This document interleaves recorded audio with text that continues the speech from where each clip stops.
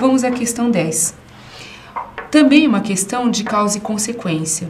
A gente pode resumir dessa maneira.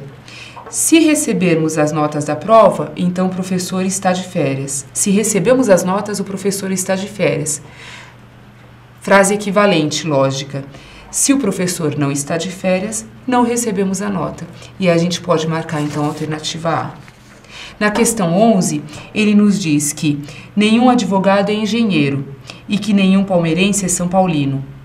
Muito bem, então o conjunto dos advogados e dos engenheiros não tem intersecção. O conjunto dos palmeirenses e dos São Paulinos também não tem intersecção. No entanto, pode ter palmeirenses que são advogados ou engenheiros, ou São Paulinos que são advogados ou engenheiros. Essa situação está muito mais bem representada na alternativa A. Muito bem, novamente uma questão em que ele pede uma frase que enfraquece o texto. Que enfraquece a proposta da comissão. Então, ele fala que a pecuária extensiva requer amplos espaços contíguos de terra.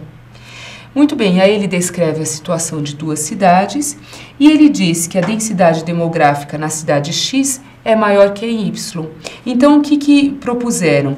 Que se colocasse mais pecuária extensiva, que a pecuária extensiva fosse desenvolvida no território da cidade Y e não do X. No entanto, o que poderia enfraquecer?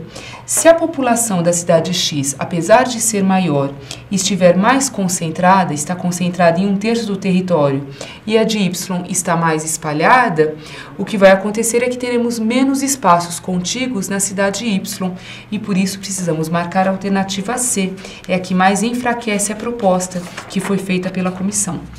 Muito bem, vamos à questão 13. Na questão 13, com um texto longo, ele explica que o artesão que se dedica a uma única atividade, ele vai se tornando muito bom nessa atividade, mas isso vai tirando dele a visão geral dos negócios. E aí, na última frase aqui, ele diz: à medida que o operário restringe cada vez mais sua mente ao estudo de um único detalhe, o patrão paira, todos os dias, sobre horizontes mais vastos. Isto aqui vai mais de acordo com a alternativa D, que no contexto de avanço do princípio da divisão de trabalho a que o texto se refere, a natureza do trabalho de operários é braçal, enquanto a de patrões é intelectual. Então, ficamos com a alternativa D. No exercício 14, precisamos julgar aqui se os argumentos são verdadeiros ou falsos. O argumento 1, claramente falso, porque ele fala que alguns alunos são noruegueses, alguns médicos são noruegueses, e aí ele faz uma relação entre alunos e médicos que não pode ser depreendida, não pode ser consequência das premissas. Já na afirmação 2, nós temos uma consequência que é direta das premissas. Nós representamos aqui na resolução que vocês podem acessar no site, através de conjuntos. Aqui, essa afirmação 2 e a afirmação 3. Ambas são verdadeiras, é a alternativa B. Muito bem, novamente temos um texto longo na questão número 15, em que ele fala nesse texto de que no Oriente, para se vender cerveja, normalmente as propagandas envolvem o consumidor de cerveja junto com famílias ou com colegas de trabalhos. E aqui no Brasil se coloca o consumidor de cerveja na praia numa situação de férias temporárias. E aí, a frase que mais se adapta ao que o texto diz é que o melhor apelo para vender produtos depende do contexto social em que a venda será realizada. Ele afirma que no Oriente se valoriza mais o contexto familiar, enquanto aqui no Brasil ou nos Estados Unidos se valoriza mais o contexto individual. É por isso que nós marcamos a alternativa D. Muito bem, na questão 16 e na 17, ambas são do mesmo texto. Na questão 16, a gente tem aqui a alternativa B, que fala que é relevante ter carteira de trabalho assinada e renda comprovada para ter acesso ao crédito. E aqui o texto apresenta exatamente o caso de uma pessoa que precisou ter a carteira de trabalho e o comprovante de renda para ter o crédito e comprar os móveis e as coisas que tinha na própria casa. Na questão 17, nós marcamos a alternativa C por causa da última frase. Ele fala do filósofo, ele fala que o filósofo é ele e os seus livros, mas que ninguém recrimina o filósofo quando ele gasta excessivamente com livros. E ele fala, aí não é consumo conspícuo.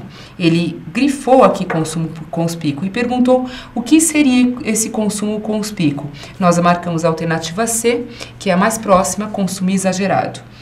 Muito bem.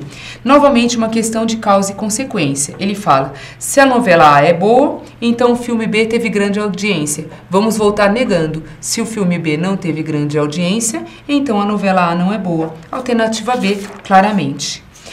As questões 19 e 20 nós poderíamos resolver com o auxílio de uma tabela.